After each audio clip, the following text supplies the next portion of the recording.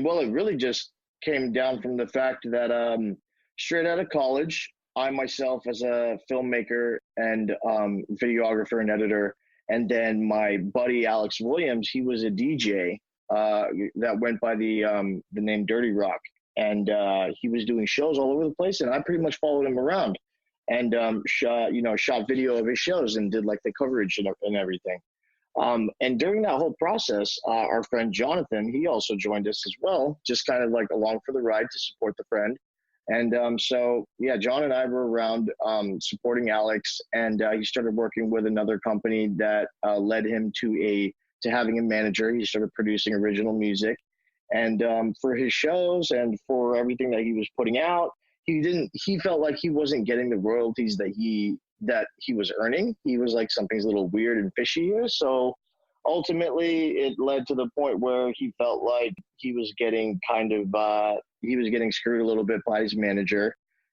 Something that I guess everyone should always kind of keep an eye out for. But at the end of the day, that's what happened to Alex. So he kind of like switched the light bulb on in his head, saying like, I'm going to try to help people, maintain control of the revenue stream from their copyrights. And so he started working for a company called Label Engine. And today, now Label Engine is part of Create Music Group. John and Alex both got together in 2015, and Alex had the idea of administering YouTube rights. And John thought it was a great idea, and they both got together, provided the funding, and John funded the startup, and then they set up shop in a Lake Hollywood house with a handful of employees, and started doing rights management from there. And then it all just kind of came to fruition. Even prior to that too, John had a computer building business where he would make custom Macs for post-production houses and stuff like that. And that's where he kind of like, I think most of his seed money kind of came from that. It was a great venture, and I feel like it's silent for now, but we'll hopefully help him pick that back up later too.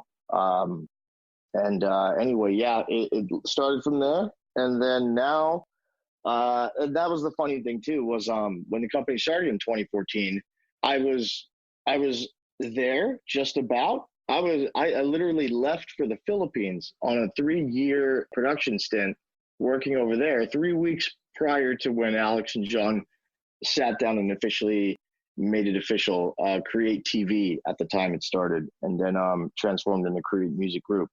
And then I came back 3 years later, and they had established this whole company, and I gave it a shot, started working out as an A&R, and then one thing led to another, and now I'm here.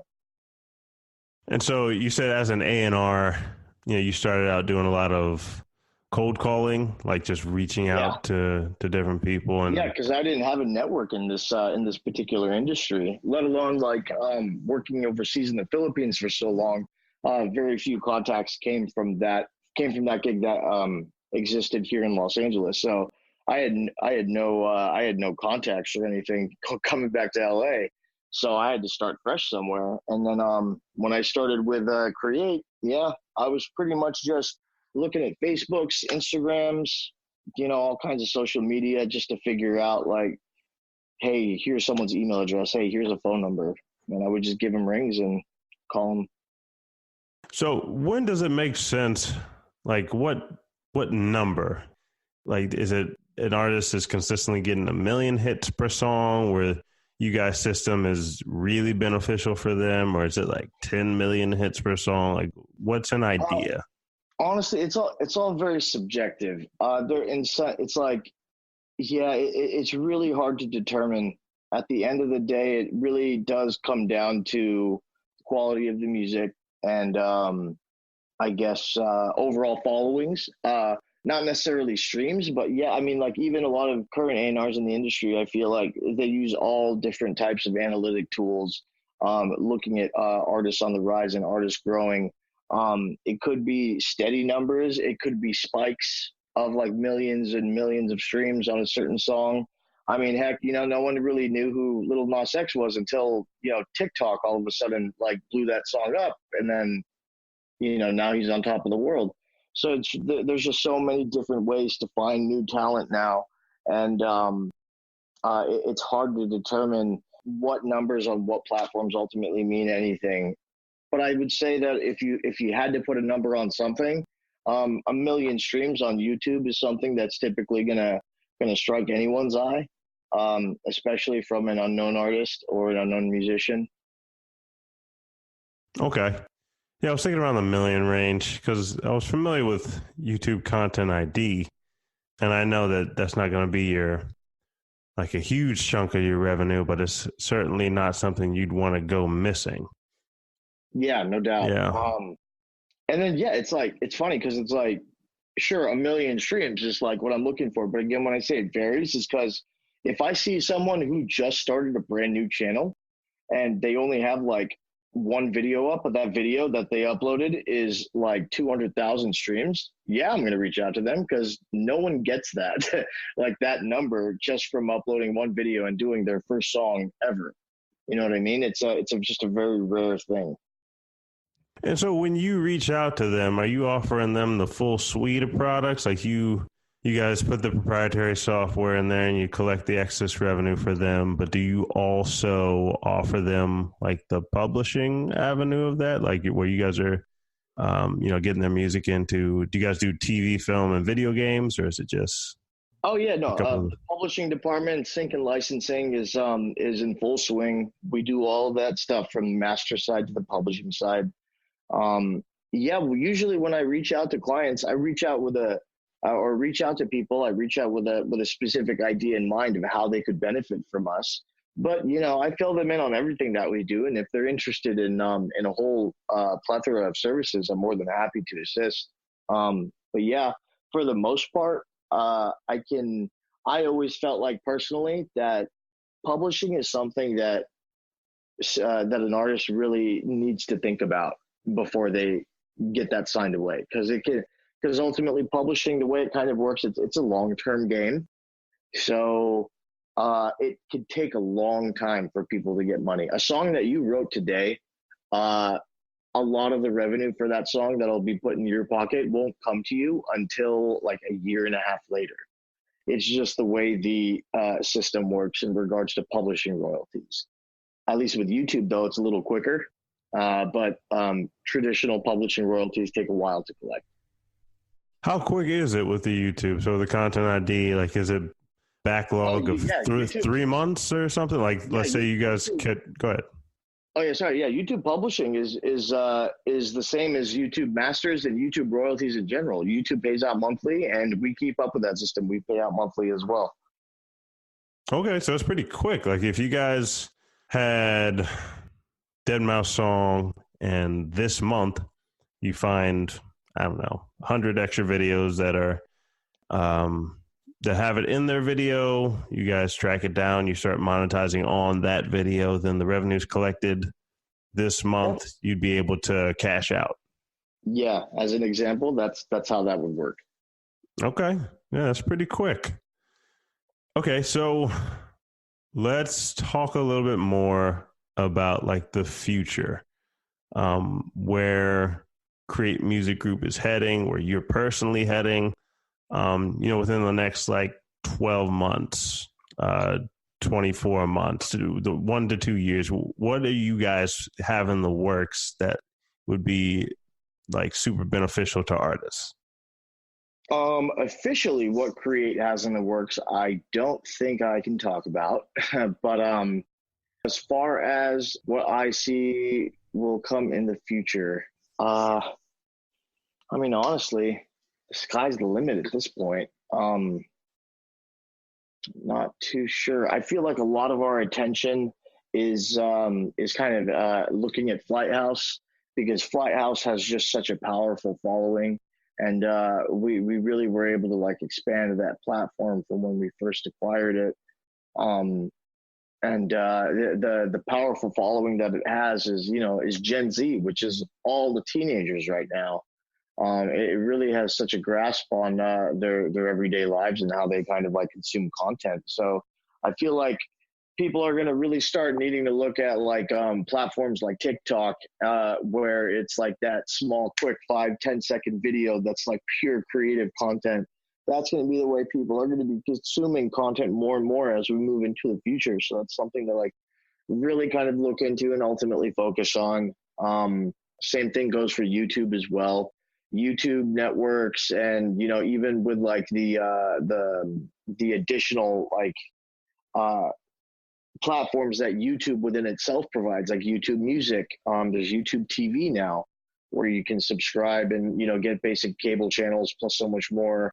And then like all of those different platforms within YouTube, those are all kind of showing the prevalence that YouTube is going to have in the future. And then of course, so many people making a living even off of YouTube, just running a channel and running it like any other typical television network. There's a schedule. Every 7 p.m. on a Friday, you're going to get a new music video from this particular artist, or something similar, something else similar to that. It's just the sky's the limit at this point, because the way like technology is developing and how much of our time is spent on computers and phones and tablets. It's just it's the number one way to get advertising of anything in front of anybody's eyes. So it's really just kind of the way of the future. I feel like we're going to be focusing a lot more on digital. The idea of physical sales and even digital downloads now is completely disappearing. Everything is just kind of merging towards a streaming based market in its entirety. So we'll be focusing probably a lot on that.